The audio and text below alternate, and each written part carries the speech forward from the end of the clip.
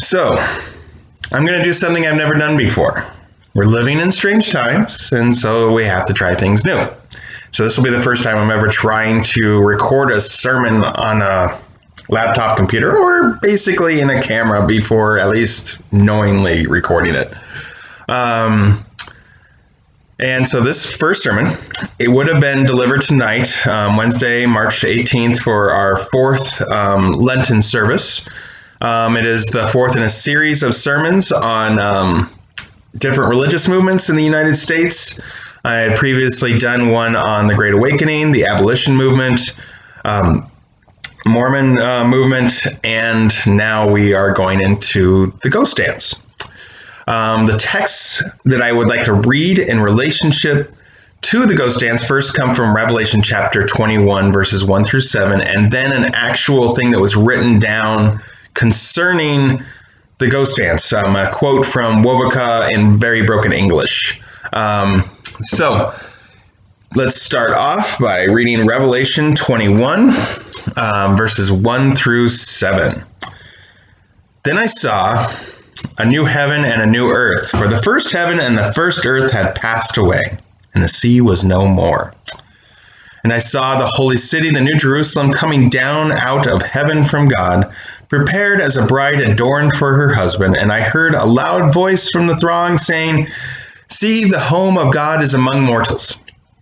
He will dwell with them. They will be his peoples, and God himself will be with them. He will wipe away every tear from their eyes. Death will be no more. Mourning and crying and pain will be no more, for the first things have passed away." And the one who was seated on the throne said, "See, I am making all things new." Also he said, "Write this, for these words are trustworthy and true." Then he said to me, "It is done. I am the Alpha and the Omega, the beginning and the end. To the thirsty I will give water as a gift from the spring of the water of life. Those who conquer will inherit these things, and I will be their God, and they will be my children." Now, I want to read to you from the prophet Wovoka, who is a northern Paiute. Something that was dictated down that he said, or was dictated from him in 1890. All Indians must dance. Everywhere. Keep on dancing. Pretty soon, and next spring, Great Spirit comes. He bring back all game of every kind. The game is thick everywhere. All dead Indians come back and live again. They all be strong, just like young men. Be young again. Old blind Indians see again, and got young and has fine time. When Great Spirit comes this way, then all the Indians go to the mountains high up away from the whites. Whites can't hurt Indians then. Then while Indians are way up high, big flood comes like water God. All white people die, get drowned. After that, water go away. Then nobody but Indians everywhere, and game of all kinds thick. Then medicine man tell Indians to send word to all Indians to keep up dancing, and a good time will come. Indians who don't dance, who don't believe in this word, will grow little, just about a foot high, and stay that way. Some of them will be turned into wood and be burned in the fire. So this is the word that went out from the prophet Wovoka, or medicine man. And it spread throughout the plains in 1890. And basically it would lead to what would become known as the Massacre at Wounded Knee on December 29th, 1890, which would symbolically become the symbolic end of the taming of the West and the end of what was known as the Indian Wars or the Plains Wars in 1890. So it was basically the symbolic end of one era and the beginning of a new era. It's much like us Lutherans think about October 31st, 1517. So we know that the Reformation didn't officially start that day. There was things going on before, there was things that happened after. It was a very fluid movement, but that is the symbolic date that we look to when we think of the Reformation, because it was the day that Martin Luther put the 95 Theses on the wall. A very different event, but also another event that's kind of symbolized how the end of one era and the beginning of another. So what we know is that in the end of the 19th century, the world was changing. And the last half of the 19th century was a very conflicted time where many Native American groups were in open war with the United States government, so especially amongst the Plains. The Sioux, the Cheyenne, the Arapahoes, various others were all kind of working together and separately kind of fighting with U.S. government. We also would see various other movements rise up in different areas of the United States that were also very contentious, but just kind of focus in on that one conflict because it lasted a long time. And it really started in like 1851 with what was known as the Grattan Massacre. I'll let you guys look that up. But that's really kind of where you see it really spark into life. And in the midst of all this is this anxiety. The Native Americans know that the world is changing, that their way of life is changing, that there's more people coming onto the plains, that there is the population of whites primarily in America are expanding exponentially as settlers come in from Europe and all around, and then just the children of the people out east coming west, and just the world is changing. It's causing a lot of anxiety. The Native Americans, especially in the plains, are getting more and more anxious about losing their homelands, and there's a lot of fighting going on, a lot of raiding of settlers camps and wagon trains and everything that they could find. It's been very widely documented through Old West movies of people fighting Native Americans, and it's basically based on what is going on in this, and it gets brutal. I mean, I don't think there's many movies that really go into how brutal this war between the Native Americans and the U.S. government really was. And amongst all this, a lot of anxiety was being started or bubbling up between people that weren't fighting and people that were. And amongst this, you first see in 1868, a guy named Wadziwab. I think I got that right. I doubt it. He had a vision. And it was basically that if all the Native Americans did this dance, they would bring about this kind of apocalypse. And it was really based on a mixture of Native American traditional practices and the influx of Christianity onto the reservations through the boarding schools and other missionaries trying to convert Native Americans. And so really the ghost dance was birthed out of this trying to hold on to traditional values and traditional ways of life, and kind of having been influenced by this Christian thought that was also going on at the same time. Because really the idea of apocalypse, the idea of an end, was not really something that was part of Native American spiritual life, at least amongst most of the ones that I've studied. So here you have this Wadziwub, who was a northern Paiute living in northeastern Nevada, who had this vision that they were going to have this ghost dance that was going to spread throughout the U.S., and everybody had to do it. And if they did, all the white people would go away. They would be flooded or whatever. And then the Native Americans would become immortal and they would live forever, and everything would be back to this pristine vision of the past. Even though we all know it wasn't pristine, but it was this holding on to this idea, this pristine idea. And for some people, it kind of caught on. It really spread westward out of Nevada and north. Some people got into it. It a lot of people did the ghost dance, but after about 1874, it died out because basically people realized that it wasn't working. The end of the world wasn't coming. There was still settlers coming in. There was still wars going on. Nothing had really changed, except for things were maybe getting a little bit more worse and a little more desperate for many people. So it died out. 74, it's gone. But between 1874 and 1890, things started to change. And this is when we get into where it started to go, why the Plains Indians got into it. Because basically, in 1874, when the original Ghost Dance movement died away, the Plains Wars were still going on. What were known as the Indian Wars, Plains Wars, whatever, were still happening.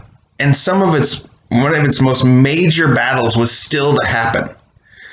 Now, the primary leader of the Indian Wars on the American side, Red Cloud, who was basically a big portion of this was named after him, it was called Red Cloud's War, had settled down onto the Pine Ridge Reservation and was trying to negotiate peace and help for his people.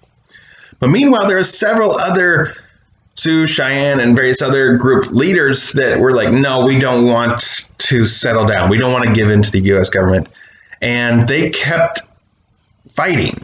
And basically the culmination of their fighting and raiding and everything else happened on June 26, 1876. And that was something called the Little Bighorn. And this is a very, very famous moment in U.S. history where the General George Armstrong Custer, who was this war hero from the Civil War, engaged with battle against the mythic Crazy Horse, one of the more beloved leaders in Native American cultures, especially amongst the Sioux, because he never signed a treaty with any white person. And also another leader that was there amongst Sioux was a Sitting Bull, who would end up becoming very famous because he'd travel with one of the circuses. I'm losing it right now, but somebody will tell me. Wild Bill, that's it. Anyway, so they were there. Many other leaders were there. I believe Roman was there. Anyway, moving on, not important. Anyway, it ends up with the U.S. Cavalry 7th Division being decimated. And basically there was a no survivors, no captives decree laid down by the leaders of the Native Americans. And so after they routed General Armstrong Custer and all of his men, they killed them, they mutilated them. It was a huge victory for the Native Americans. But it was also the sign of the end. It was like the last great victory for them. Because within a year, Crazy Horse would bring his men into the reservation and he would be murdered, unfortunately. And by 1881, Sitting Bull would bring all of his people into the reservation. And while there'd still be some uprisings in the 1880s, famously outside of this area, you have the Apache down south, and then you have the Nez Perce in the northwest. But really, that was once Sitting Bull came in, basically the plains were reservations now. The vast majority of Native Americans were no longer outside of the reservations. So it was now people trying to figure out what to do next. And there was a lot of fear of what was in store. People didn't like living on the reservations. There was talk they're getting shrunk. They were having to live off of government handouts. They weren't always really the best land. They weren't always living on the land that they wanted to live on. There's a lot of just huge issues that were going on, and people were getting very anxious and very worried about where the world was going. And so, in the midst of this, another Northern Paiute prophet by the name of Wovoka came up with the ghost dance again. He revived it, and this time it spread like wildfire.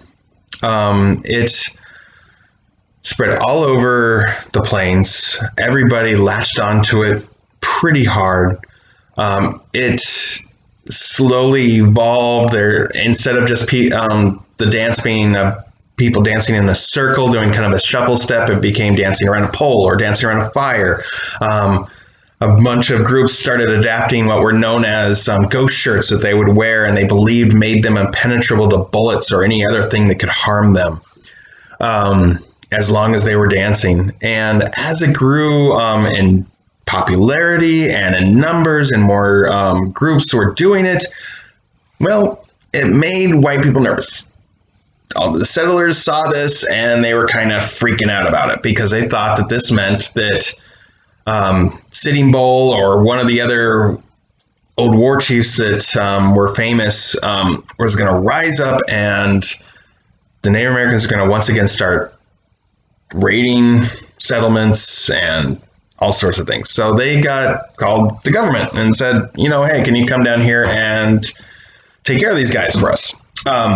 So they did, and very smartly, and I mean that in a very sarcastic way, they sent in a bunch of U.S. troops, which included the 7th Cavalry, people that were already feeling pretty burned by what happened at Little Bighorn many years later. Maybe not the same people were there, but they felt like they needed to get their honor back.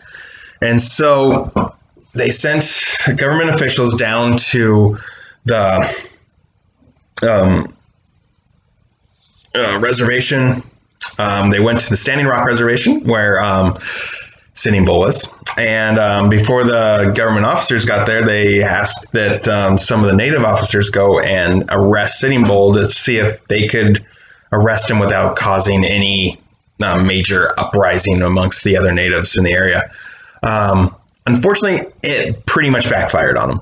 On December 15th, they showed up at Sitting Bull's house in the morning, and they shot him. There was a little bit of a melee, scuffle between the police officers and Sitting Bull, and in the midst of it, he got shot.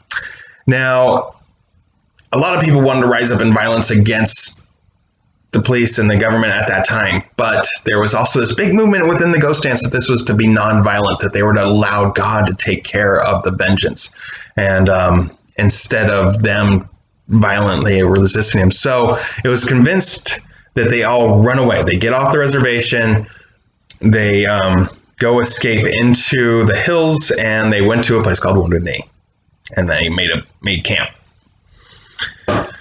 2 weeks later, on December 28th, the soldiers showed up, and they brought with them these giant Hotchkiss guns that are like these. You might have seen them in some old movies where there's these giant rifle-looking things on huge wheels like a cannon, but they have like a little crank, and it just shoots out bullets after bullets, and very devastating, very inaccurate.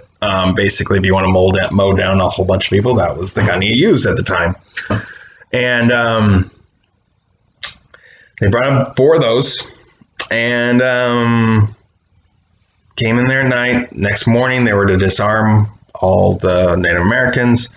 Unfortunately, there was a mess up where a man who was believed to be deaf was being asked to give up his rifle, and there was confusion as a result because people didn't know he was deaf, something like that. In the midst of it all, a gunshot went off, and depending on your source, you'll say that the Native American shot the first shot, or that one of the soldiers did. Either way, shot went off. Seconds later, the Hotchkiss guns just opened fire into the Native Americans. There were some young soldiers that were wearing guns underneath their robes. They were hiding, and they were able to mount a small resistance and breathe. But basically, when you have 4 Hotchkiss guns going into a group of people, people died. A lot of people died. They don't know exactly how many people died. They know that it was at least like 150 plus. Some estimates are as high as 300, as well as many, many, many injured. It was, it wasn't all Native Americans. There was 21 U.S. soldiers killed and 39 injured amongst this. I think it was around 55 Native Americans were injured that they know about. There was even, I'll get into that later. So it wasn't pretty. Most of the dead were women and children. It was about 2/3, a little over 2/3. And just to make matters worse, a blizzard came in that night and killed not killed, I'm sorry, but it came in, and 3 days later, they were finally able to clean up the bodies. So they left the bodies out there in the snow for 3 days before then they made a mass grave that they put everyone in. When they came back, it was reported that there was 4 live babies found huddled within their dead mother's shawls, like they had kept them warm, but they're like buried and they're starving and near death. But the mothers had died. So it was not a pretty sight, and it was definitely the end of the ghost dance. After that, it was just kind of took the sails out of it, the whole movement. Nobody wanted that same thing to happen to them. So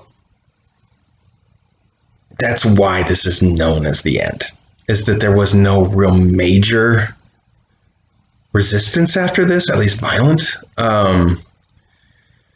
But it's also not surprising that people had bought into this message of hope, basically, that they would be able to go back and become this idealized version of themselves. This was